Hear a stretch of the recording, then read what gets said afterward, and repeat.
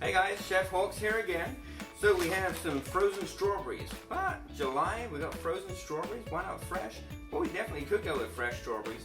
But the fact is, frozen strawberries, whenever it is during the year, are always great. For this particular thing, we're going to do a strawberry cobbler. They're always great because when they're picking these, they're picking them because there's an excess of them in the field that they can't sell until they'll have already gone bad. So they freeze them. So even in the middle of December, you can still make this dish. My genius wife, Courtney, she's going to show us how. Let's get started.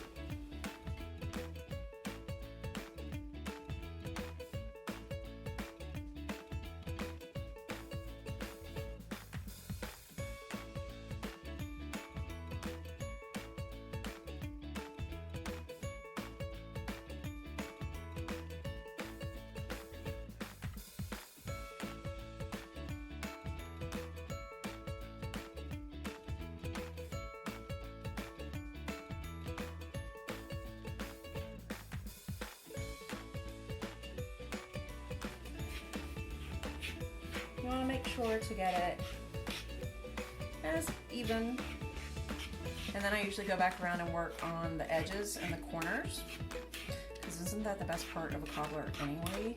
Yes. Those crispy edges and the round edges. Okay, so I am going to drop the fork and switch over to using my hand.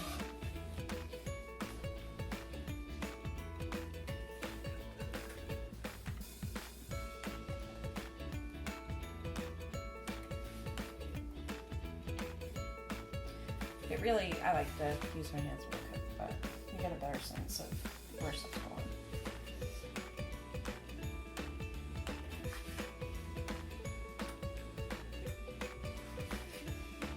And you just want to make sure that you've got a nice, even layer.